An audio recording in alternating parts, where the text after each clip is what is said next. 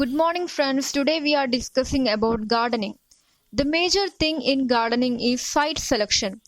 When we select a site, we must plan about the condition, and you need to sit down and think about what you want to achieve in your vegetable garden. And first, you need to consider whether you have the space and condition to grow what you want, and there must be some conditions for our favorable gardening, and those are: there must be a source of water, nearby source of water. വെള്ളമാണ് important ആയിട്ടുള്ള കാര്യമാണ്. അതുപോലെ തന്നെ at least 6 hours of sunlight daily.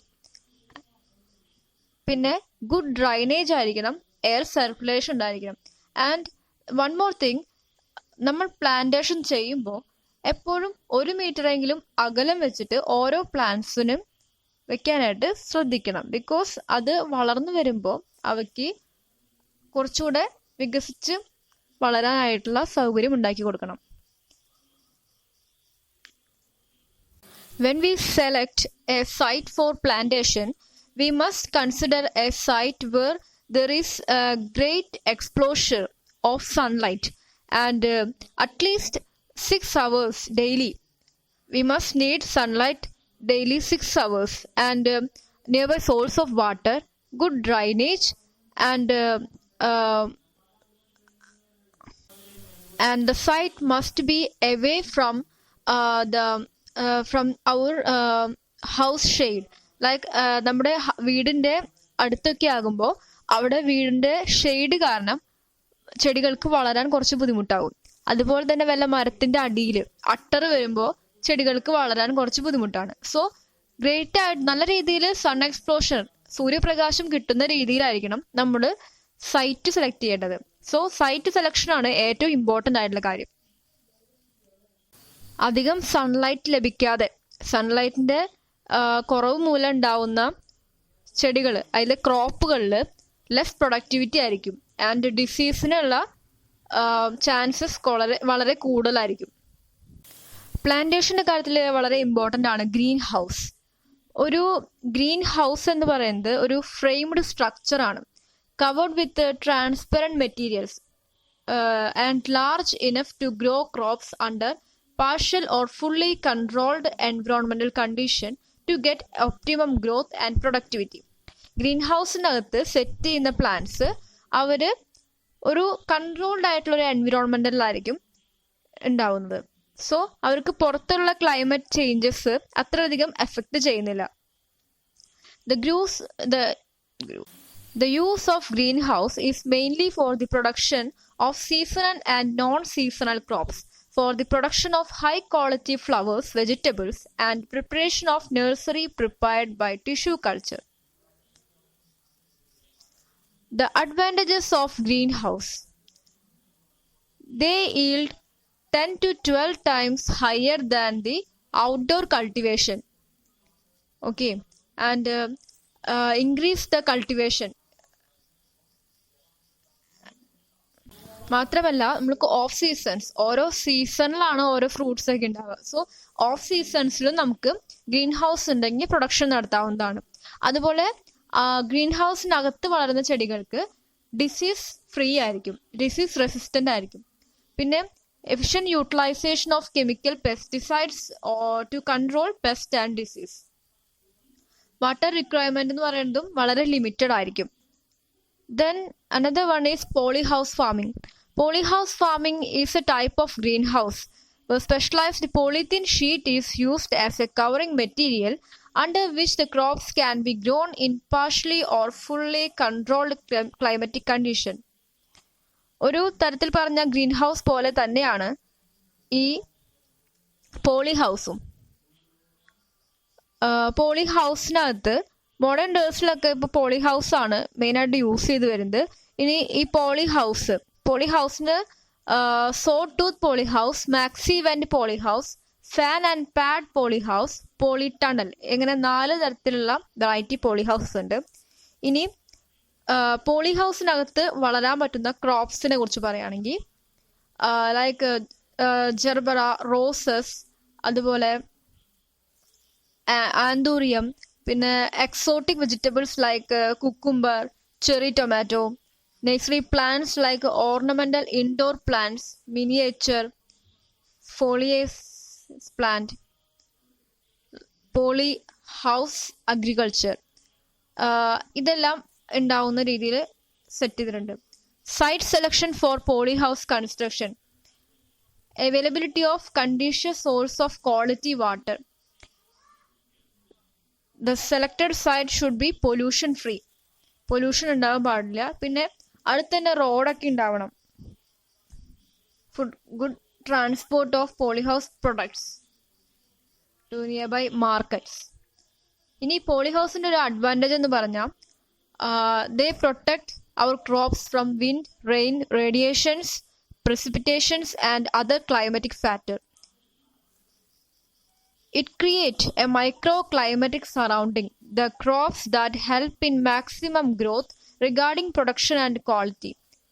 And our polyhouse also produce high concentration of carbon dioxide to increase the production to maximum level. So polyhouse cultivation ആണ് എന്തുകൊണ്ടും open field കൾട്ടിവേഷനെക്കാട്ടും ലാഭകരമായിട്ടുള്ള കാര്യം. പിന്നെ നമുക്ക് മറ്റ് ക്ലൈമറ്റിൽ ഉണ്ടാവുന്ന കാര്യങ്ങളെ കൂടെ ഇവിടെ കൾട്ടിവേറ്റ് ചെയ്യാനായിട്ട് സാധിക്കുന്നുണ്ട്, പോളിഹൗസിൽ സാധിക്കുന്നുണ്ട്. ഇനി next is moisture chamber. A humidity chamber hold moisture and heat around plant so they ത്രൈവ്സ് while in the germination and seedling stage. ഒരു ഹ്യൂമിഡിറ്റി ചാമ്പർ അല്ലെങ്കിൽ മോയ്സ്ചർ ചാമ്പർ നമ്മുടെ പ്ലാന്റ്സിന് എപ്പോഴും മോയ്സ്ചറും അവർക്ക് ഫേവറബിൾ ആയിട്ടുള്ള കണ്ടീഷൻസ് പ്രൊവൈഡ് ചെയ്യാനാണ് ഇത്തരം മോയ്സ്ചർ ചാമ്പേഴ്സ് എല്ലാം വെക്കുന്നത്. സോ അതിനകത്ത് കുറച്ച് കണക്കും കാര്യങ്ങളൊക്കെ ഉണ്ട്, അതിനെ സെറ്റ് ചെയ്യുന്നതിൽ കുറച്ച് കാര്യങ്ങളൊക്കെ ഉണ്ട്. Measures from the bottom of the planting container to the top of the seedling. Add a minimum 3 inches to measurement for the height of the dowels. കുറച്ച് കാര്യങ്ങളൊക്കെയാണ്. Then humidity chamber as a miniature greenhouse for inside our home. കുറച്ചധികം cultivation ഒക്കെ create ചെയ്യുന്നുണ്ട്. Small size ആയിട്ട്, economic small size ആയിട്ടും ഉണ്ടാക്കാവുന്ന കാര്യമാണ് moisture chambers. അത് എപ്പോഴും ഒരു നമ്മുടെ പ്ലാന്റ്സിന് ഫുൾ സപ്പോർട്ടായിരിക്കും. Slide the plant into the humidity chambers all make the plant in a favourable condition. Like അവർക്ക് ആവശ്യമായ ഒരു മോയ്സ്ചറും ഒരു ഹീറ്റും അത്തരം എല്ലാം തന്നെ ഒരു moisture chamber or humidity chamber provide ചെയ്യുന്നുണ്ട്. Then another thing is net framing. Net framing എന്ന് പറഞ്ഞാൽ protective garden netting should be applied to plant and trees that are mature enough to be productive. അതായത് ഒരു ചെടി നട്ട് അതിന് production ഉണ്ടാവുന്ന ടൈമിൽ, fruits എല്ലാം ഉണ്ടാവുന്ന ടൈമിൽ പ്രാണികളെല്ലാം വന്ന് അത് കുത്തി പുഴു വരാനൊക്കെ ചാൻസ് കൂടുതലാണ്. സോ ഒരു നെറ്റിംഗ് ചെയ്യുകയാണെങ്കിൽ അതെപ്പോഴും നല്ലതായിരിക്കും. എന്താ പറയുക, പെസ്റ്റിൻ്റെ അറ്റാക്ക് ഒന്നും ഉണ്ടാവത്തില്ല. So it is a main thing to provide a garden netting when we are making our garden. Garden നെറ്റിങ്ങിന് കുറേ ബെനിഫിറ്റ്സ് ഉണ്ട്. ലൈക്ക് വലിയ ബേർഡ്സ് ആയാലും അതുപോലെ തന്നെ പെസ്റ്റ് ആയാലും നമ്മുടെ പ്ലാന്റേഷനും നമ്മുടെ ക്രോപ്സിലും എഫക്റ്റ് ചെയ്യാത്ത രീതിയിൽ നമുക്ക് നെറ്റിംഗ് ചെയ്യാവുന്നതാണ്. സോ കെമിക്കൽ പെസ്റ്റിസൈഡ്സിന്റെ ഉപയോഗം ഇല്ലാതെ നമുക്ക് പെസ്റ്റിനെ കൺട്രോൾ ചെയ്യാനായിട്ട് സാധിക്കും. പെസ്റ്റ് ആയാലും ബേർഡ്സ് ആയാലും, ഫ്രൂട്ട്സ് ഒക്കെ ബേർഡ്സ് വന്ന് കൊത്തുന്നതൊക്കെ കൺട്രോൾ ചെയ്യാനായിട്ട് നമുക്ക് സാധിക്കുന്നുണ്ട്. സോ കെമിക്കൽ പെസ്റ്റിസൈഡ്സ് യൂസ് ചെയ്തിട്ട് നമുക്ക് പെസ്റ്റ് കൺട്രോൾ ചെയ്യുന്നതിനെക്കാട്ടും ബെറ്റർ ആണ് ഗാർഡൻ നെറ്റിംഗ് ചെയ്തിട്ട് പെസ്റ്റ് കൺട്രോൾ ചെയ്യുന്നത്. ഇതാണ് മെയിൻ ആയിട്ടുള്ള advantage of garden netting. Then next is garden tools. Garden tools എന്ന് പറയുന്നത് is the main need in our gardening. Garden tool is any one of many tools made for gardening and overlaps with the range of tools made for agriculture and horticulture. And our garden tools are divided into two: hand tools and power tools. Hand tools എന്ന് പറഞ്ഞാൽ നമ്മൾ സാധാരണയായിട്ട് use ചെയ്യുന്ന Hachette, ax, sickle, spade അങ്ങനെയുള്ള സാധനങ്ങളാണ് hand tools എന്ന് പറയുന്നത്. നമ്മൾ മെയിനായിട്ട് യൂസ് ചെയ്യുന്നതും ഹാൻഡ് ടൂൾസ് തന്നെയാണ്. ചെറിയ തരത്തിലുള്ള ഫാർമേഷനൊക്കെ നമ്മൾ ഹാൻഡ് ടൂൾസ് യൂസ് ചെയ്താണ്, സ്പെയ്ഡൊക്കെ യൂസ് ചെയ്താണ് വെക്കാറ്. അതുപോലെ തന്നെ നമുക്ക് ഇപ്പോൾ പവർ ടൂൾസ് ആയിട്ട് ഫുള്ള് മെഷീനറീസ് ഒക്കെ വരുന്നുണ്ട്. In present day, the gardening tools are made from light materials to easy to handle. And economically അത് വളരെ ഉപകാരപ്രദമാണ്. Modern tool design include ergonomics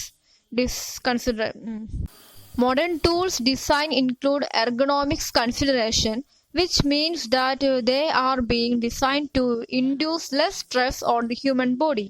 The most efficient tools keep the body in a natural position to help reduce the stress on joints and muscles. An advantage of this approach is it requires gardeners to exert less energy with using the tools. എപ്പോഴും tools use ചെയ്യുമ്പോൾ നമുക്ക് കുറച്ച് കുറവാണ് പണികൾ.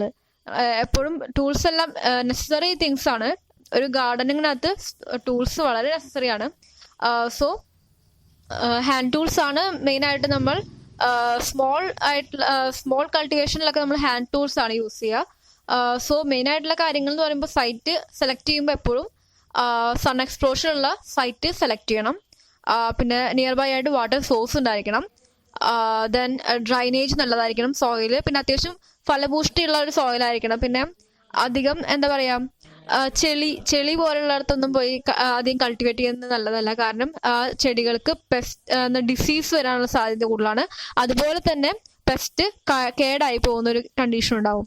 So അതല്ലാതെ നല്ല fertile ആയിട്ടുള്ള drainage ഉള്ള സോയിൽ നോക്കി കൺസിഡർ ചെയ്യണം കൃഷി ചെയ്യുമ്പോൾ.